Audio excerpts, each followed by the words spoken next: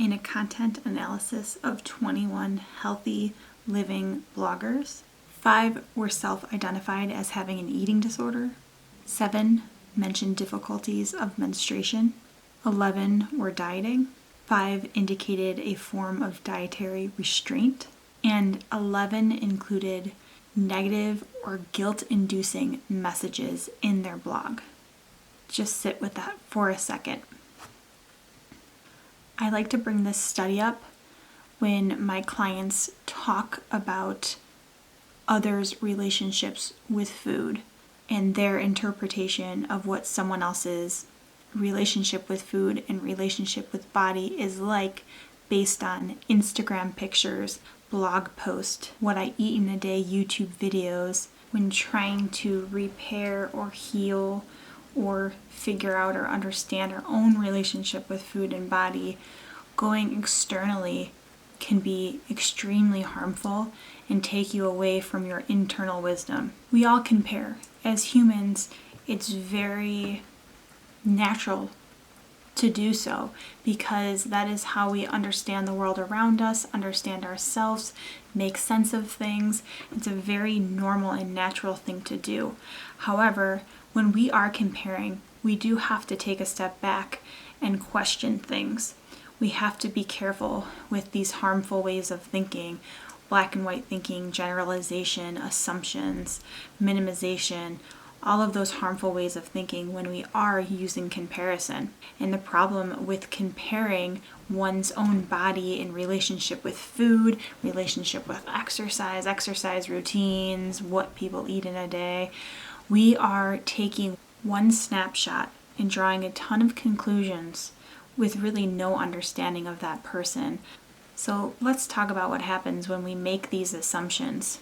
Let's first start with comparing your own food to someone else's, whether it's a family member or friends, or the Instagrammer who is putting this beautiful plate on their Instagram feed, or a YouTuber who talks about what they eat in a day. When you are looking at the food, you are looking at, first of all, number one, what they are choosing for their body, based on their body's needs, without even understanding their relationship with food, which we'll talk about. We can't know for ourselves what's best for our body, how much we need of something from someone else. Second, we cannot assume we know what their relationship with food is like. We cannot assume what they do on a daily basis. We cannot assume what their thoughts and behaviors are around that food. You don't know if that person has a good relationship with food. There are YouTubers and bloggers who have come forth, who've had a very big following on their social media platforms, and they have come out and spoken about their relationship with food and how they've had this disordered relationship with food that they presented as this perfect relationship with food, promoting that to other people who have come forth and shared the truth of what was going on behind the scenes and how they've had an obsessive relationship around food, extreme clean eating, binge eating tendencies, showed off camera eating disorders developed, a very unhealthy relationship with these things. And I'll actually link some of those bloggers below to explain that. But these people, although it's presented as this perfect way of eating, they struggled immensely with their relationship with food.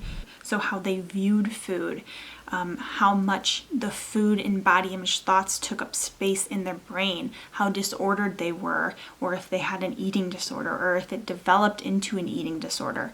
A lot of these bloggers and YouTubers really resemble this new eating disorder that is not yet in the DSM called orthorexia. Orthorexia is an unhealthy obsession going to extremes about healthy eating.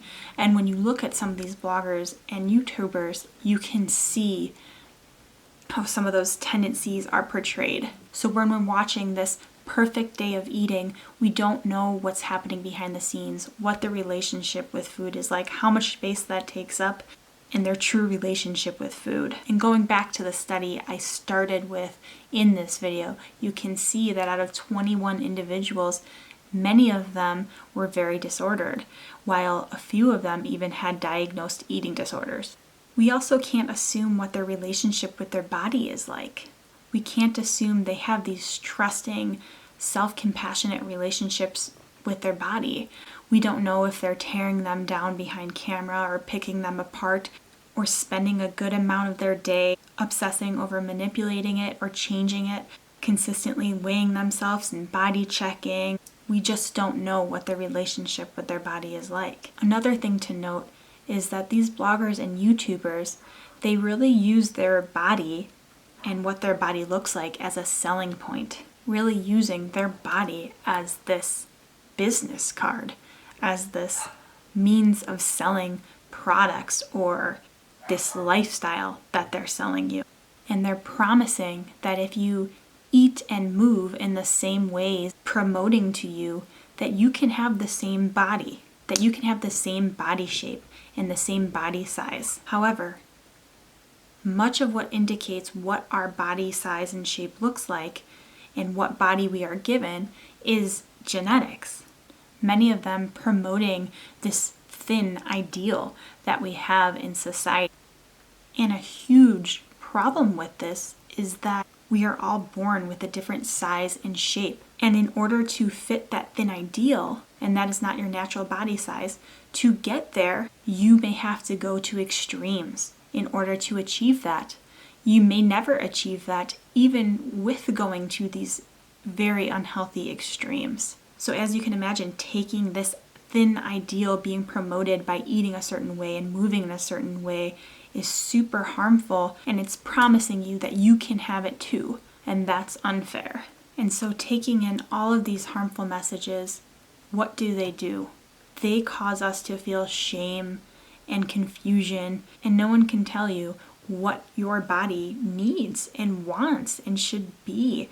Same goes with exercise as does with food. And the only way to build that self-compassionate relationship with body and food is internally, is through internal work, being able to listen to your body and listen to your mind and develop a good relationship with this, to break down all of those external messages that we receive so we can build back up a self-compassionate and trusting relationship based on our own internal wisdom. So please be careful with what you are taking in, what you're consuming, and the assumptions that you're making. With that, some great material to consume would be people who are promoting this internal wisdom that you have. If you're interested in some of those resources, I will link it below. There's a ton of podcasts and books and Instagrammers and influencers who speak to body wisdom and body diversity. Enjoy and best of luck. I will see you next time.